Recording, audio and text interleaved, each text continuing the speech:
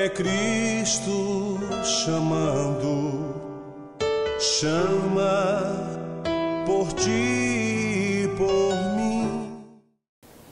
Bom dia, mas bom dia mesmo. Estamos juntos mais uma vez nesta manhã de quarta-feira, hoje 22 de agosto, dia do folclore. E nós que fazemos o programa Opção para a Vida, chamamos a atenção dos nossos telespectadores sobre esse dia, que embora nós tenhamos uma cultura muito diversificada, nós precisamos de preservar, determinados momentos históricos que fazem parte da nossa cultura.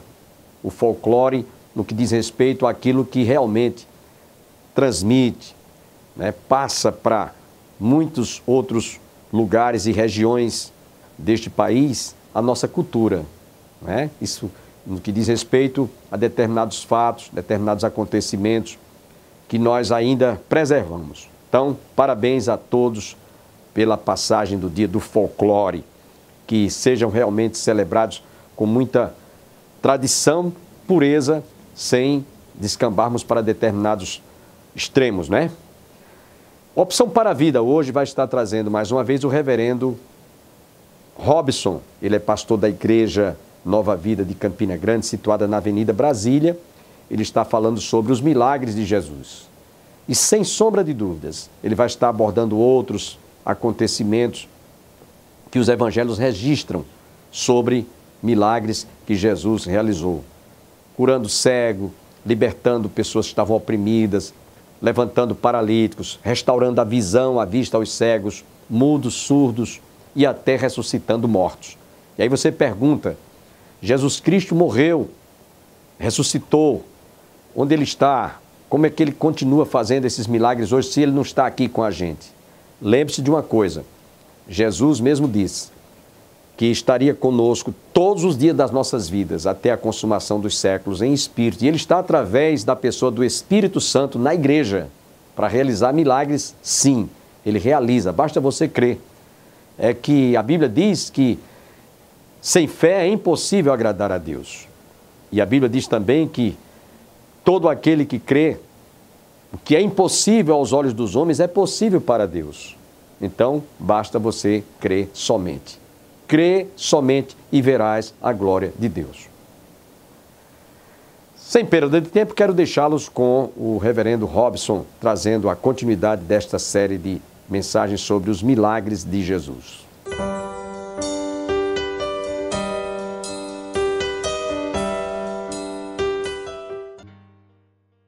Lucas capítulo 7, nós estamos na série de exposições sobre todos os milagres de Jesus Cristo relatados nos evangelhos. Hoje nós vamos ministrar sobre a cura do servo do centurião. Lucas capítulo 7, do versículo 1 até o 10, eu quero convidar você a ficar de pé. Tendo Jesus concluído todas as suas palavras dirigidas ao povo, entrou em Cafarnaum. E o servo de um centurião, a quem este muito estimava, estava doente, quase à morte. Tendo ouvido falar a respeito de Jesus, enviou-lhe alguns anciãos dos judeus, pedindo-lhe que viesse curar o seu servo.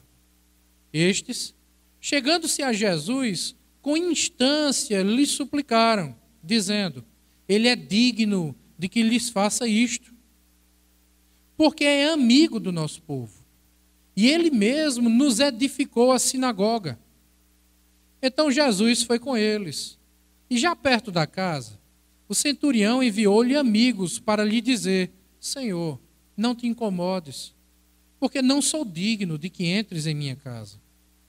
Por isso, eu mesmo não me julguei digno de ter contigo. Porém, manda com uma palavra, e o meu rapaz será curado. Porque também eu sou homem sujeito à autoridade, e tenho soldados às minhas ordens. E digo a este: vai, e ele vai. E a outro: vem, e ele vem. E ao meu servo: faze isto, e ele o faz. Ouvidas estas palavras, admirou-se Jesus dele e, voltando-se para o povo que o acompanhava, disse: afirmo-vos de que nem mesmo em Israel achei fé como esta. E voltando para casa, os que foram enviados encontraram curado o servo. Vamos orar, irmãos. Pai, eu te peço, tem misericórdia de nós nessa noite, Deus. Perdoe minhas imperfeições, minhas limitações, minhas debilidades, que são tantas. Eu te peço, Deus, não leve isso em conta nesse momento. E me ajude a transmitir a tua palavra com fidelidade, com temor, para que o teu povo seja abençoado. Fala com o teu povo, Deus, nós precisamos do teu Espírito Santo para isso. Porque se o Senhor não fizer isso, nós não conseguiremos. Então fala conosco, Pai. Eu te peço em nome de Jesus, amém. Podem sentar, irmãos. Essa é uma daquelas passagens bíblicas que a gente fica realmente maravilhado. Tão maravilhado que o texto bíblico diz que até Jesus ficou admirado com a fé desse homem. Nós precisamos entender algumas coisas nesse texto para que a maravilha desse texto chegue ao nosso coração, para que ela não chegue apenas à nossa mente. Porque é muito fácil você ler, você estudar a palavra de Deus e encher a mente de conhecimento. O problema é quando esse conhecimento não desce para o coração. Por isso nós precisamos do Espírito Santo, porque essa é uma tarefa santa. Isso é um milagre que só Ele pode fazer. Então eu preciso que os irmãos nessa noite estejam ouvindo atentamente tudo que será dito, mas que escutem em espírito de oração. Estejam orando por vocês mesmos, para Deus falar com vocês do jeito que eu senti Ele falar comigo. Para que nós possamos realmente penetrar na palavra e para que a palavra penetre em nós. Esse, irmãos, é um texto maravilhoso. Agora, aparentemente, esse texto parece ter contradições. Se você comparar esse texto com o Evangelho de Mateus, capítulo 8, do versículo 5 até o 13, que é a passagem paralela a esse texto, lá em Mateus é dito que o centurião, ele foi até Jesus. Lucas diz que não foi o centurião que foi até Jesus. Foram primeiros os judeus que eram amigos do centurião e depois alguns outros amigos do centurião, provavelmente alguns romanos, que foram, alguns servos desse soldado romano, que foram até Jesus Cristo. Então, quando se compara os dois textos, aparentemente nós temos aqui uma contradição, porque quem é de fato que foi até Jesus? O centurião ou os amigos e os servos do centurião? Nós precisamos entender isso para entender algo muito importante no texto. Outra coisa que nós precisamos destacar: quem era o centurião? O que é um centurião? Isso é muito importante e não é à toa que essa palavra aparece no texto. Tem uma razão, tem um motivo para isso. Terceira coisa que nós precisamos entender desse texto: se esse homem era um centurião, e era um centurião, um soldado romano, e ele tinha um servo que era um escravo, por que é então que esse homem estava preocupado com um escravo que estava para morrer? Porque, afinal de contas, se você valoriza a vida humana, você não deveria escravizá-la. Mas agora esse homem tem um servo, e apesar dele ser seu servo, esse centurião está preocupado. Está preocupado a ponto de buscar Jesus Cristo. Porque ele já tinha provavelmente aqui tentado de todas as formas, todos os meios, e não tinha conseguido, não tinha logrado êxito. E uma última coisa que nós precisamos observar nesse texto: se esse homem, centurião, estava tão preocupado assim com a saúde do seu servo, por que é que ele mesmo não foi até Jesus? Pediu que seus amigos fossem, e depois pediu que seus servos fossem. Será que isso não é um ato de um homem orgulhoso, não? Alguém que gosta de ficar no seu pedestal apenas dando ordens? Será que esse homem era orgulhoso? A tal ponto de achar que poderia dar ordens para Jesus Cristo e uma ordem tão orgulhosa, e uma ordem tão soberba, que ele nem quis dar essa ordem de forma direta, pessoal. Ele mandou que dessem um recado para Jesus. Será que foi realmente isso que aconteceu? Eu quero convidar os irmãos a caminhar nesse texto comigo, versículo por versículo. Eu quero tentar explicar essa passagem para os irmãos e eu espero que Deus me ajude para ser claro o suficiente. E espero que os irmãos saiam daqui hoje abençoados com essa palavra. Jesus, por onde ele andava, andava ensinando, andava pregando o Evangelho. E o que é o Evangelho? A palavra Evangelho quer dizer boas novas, é uma boa notícia. Agora, o que é uma boa notícia? A notícia é boa dependendo do seu estado. A notícia é boa dependendo da situação em que você se encontra. Por exemplo, se você tem um guarda-roupas cheio, recheado de roupas, se tem lá 100 pares de sapato, de sandália no seu guarda-roupa, e alguém chega para você e diz, olha, eu estou te dando aqui uma blusa de presente. Essa notícia não é tão boa. Afinal de contas, você não precisa de roupa. Você tem 100 pares de calçados no teu guarda-roupa. E alguém diz, olha, eu vim aqui para te dar um par de sandália japonesa, havaiana. Para você isso não vai fazer muita diferença. Você já tem tantos calçados, tão bonitos, tão chiques. Algumas irmãs olharam para o sapato aí agora, viu?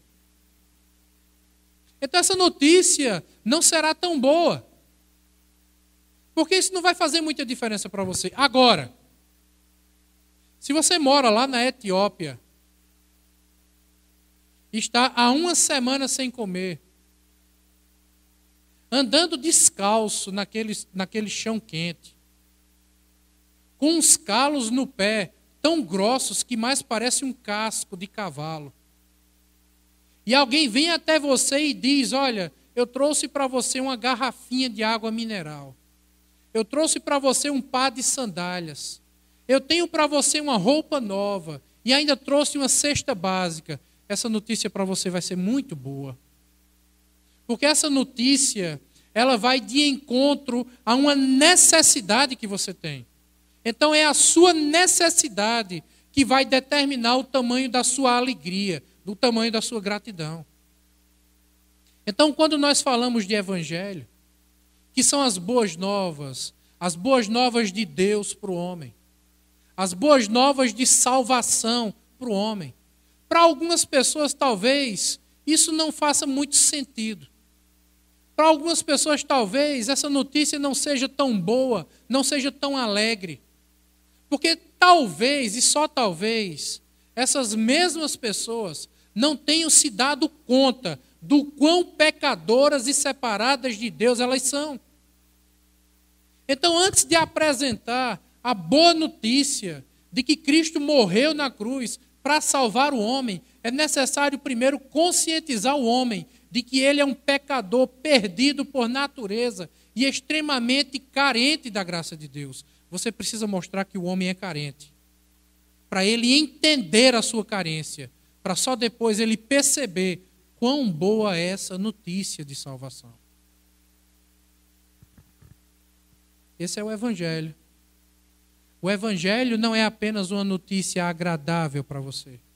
O Evangelho é a mensagem de que você é muito feio por dentro. É a mensagem de que o homem, o ser humano, por natureza, é um pecador e ele está separado de Deus por causa do seu pecado. Existe uma barreira de separação entre Deus e os homens. Uma parede, um muro.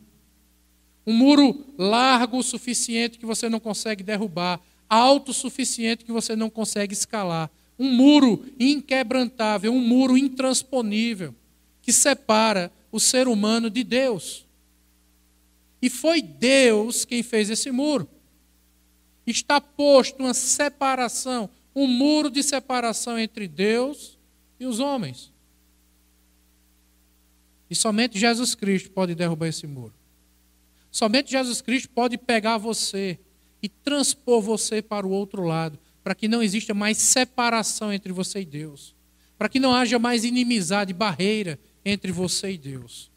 Isso é feito por Jesus Cristo.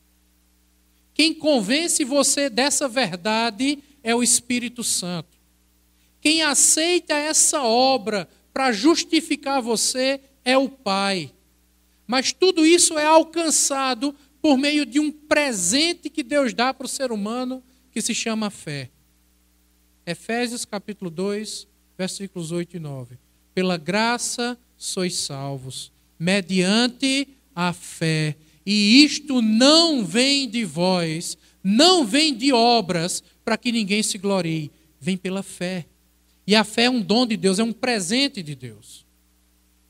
Agora nós temos nesse texto, Jesus Cristo olhando para um centurião e dizendo, nem em Israel eu vi uma fé como esta. Jesus não disse uma fé do tamanho desta. Ele disse uma fé como esta. Existe uma diferença entre uma coisa e outra. Jesus pregava o Evangelho. Era a notícia de que o ser humano é um pecador por natureza. E ele é o único Salvador do ser humano. Tendo Jesus concluído todas as suas palavras dirigidas ao povo, entrou em Cafarnaum. Nós já estamos muito familiarizados com Cafarnaum. Quase todos os milagres que nós vimos até agora falam que foram realizados em Cafarnaum ou perto de Cafarnaum, e de todo jeito Cafarnaum é citada.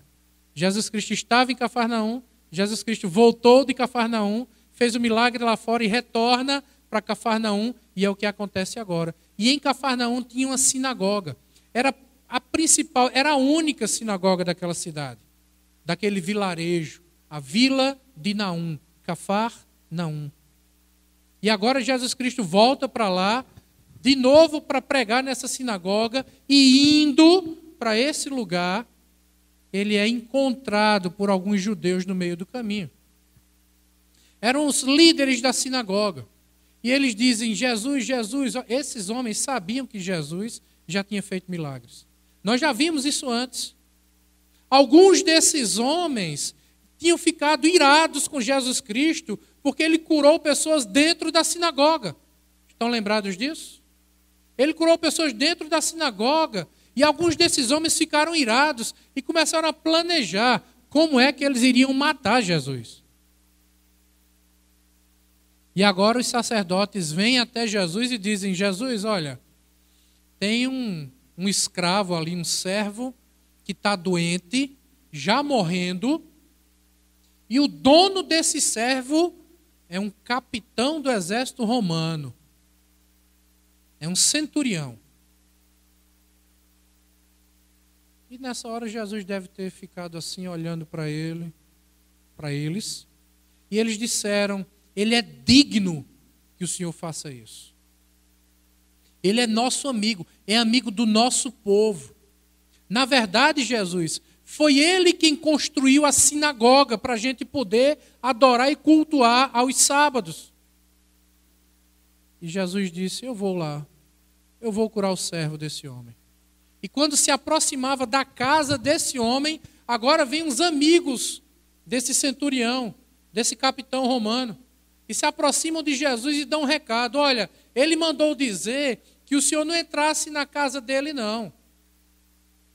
Porque ele não é digno disso. Ele não se acha digno de receber o Senhor na sua casa. Ele mandou dizer para o Senhor que ele não foi pessoalmente lhe procurar, porque ele não é digno sequer de olhar para o Senhor. Ele não é digno sequer de chegar perto do Senhor. Ele não é digno sequer de lhe dirigir a palavra. E ele é um oficial graduado, um homem conceituado, um homem que goza de fama e de prestígio.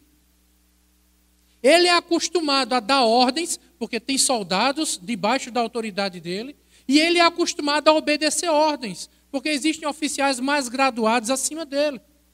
E ele sabe o que é mandar e sabe o que é obedecer.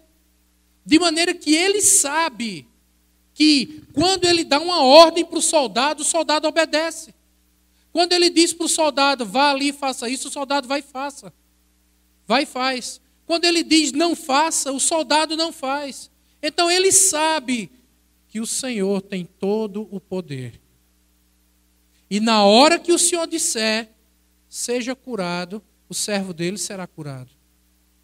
Ele mandou dizer para o Senhor que não veio aqui porque ele não é digno sequer de chegar perto do Senhor.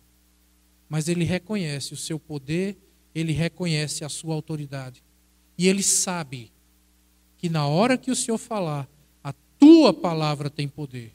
A tua palavra tem autoridade. Não precisa nem o Senhor ir lá. Basta o Senhor dar a ordem. Só foi isso que ele pediu. E mais, ele não está pedindo para ele. Ele está pedindo para o servo dele. Jesus Cristo escuta todas essas coisas e fica maravilhado. E fica admirado. É uma das poucas vezes que a gente vê na Sagrada Escritura um ser humano deixando Jesus Cristo admirado. Aí o Evangelho de Mateus diz uma coisa que Lucas não diz. Mateus acrescenta uma informação que não está em Lucas. Porque em Mateus está registrado que Jesus Cristo disse assim: vai chegar o dia que virão pessoas do Oriente, virão pessoas do Ocidente e vão se sentar na mesa com Abraão, Isaque e Jacó. Mas aqueles que são filhos do reino, estes serão colocados para fora e serão jogados no lago de fogo, que arde com enxofre eternamente. O que isso quer dizer? Jesus estava dizendo o seguinte: que chegaria o dia que surgiriam pessoas como esse capitão romano, como esse centurião, que não faziam parte do povo judeu. E lembre-se que o povo judeu é o povo da aliança do Antigo Testamento. É o povo que é descendente de Abraão. É o povo que trazia consigo a fé do Antigo Testamento, a fé de Abraão. E essas pessoas agora que traziam consigo esse privilégio, que traziam consigo essa honra, esse povo que tinha produzido o Antigo Testamento, que nós lemos, que nós temos em mãos até hoje, esse povo apostatou da fé. E Jesus está dizendo: olha, vai chegar um dia que eu vou levantar pessoas como esse capitão romano. Pessoas que vêm do Ocidente, que vêm do Oriente. E essas pessoas que eu levantei, elas vão sentar à mesa lá na glória celestial e vão comer com Abraão, Isaque e Jacó. Meu irmão, Jesus está falando é de você. Nós somos esse povo que foi levantado do Ocidente e do Oriente e que tem a convicção da salvação e que um dia vai sentar à mesa para comer com Abraão, Isaque e Jacó. Você já pensou nisso? Você já imaginou chegar na glória celestial e sentar numa grande mesa para ser servido pelo próprio Jesus, porque foi isso que ele disse: ele nos servirá na glória celestial.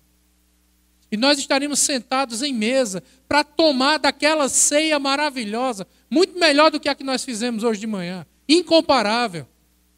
E você está sentado ali na mesa e tem um irmão sentado aqui do teu lado. Um irmão da barba bem grande. Todo vestido de branco. E você olha para ele assim, e ele olha para você. E você olha para ele, e ele para você. E de repente você tem a curiosidade de perguntar: meu irmão, como é teu nome? Aí ele vai olhar para você assim e vai dizer: Abraão.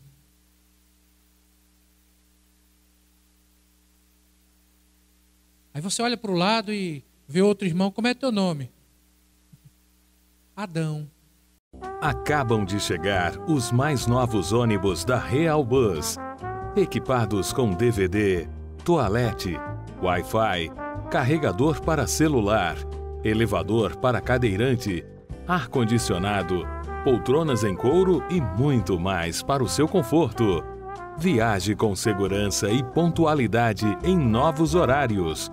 Real Bus, transportando vidas e sonhos. E eu espero em Deus nos reencontrarmos amanhã, se Deus quiser.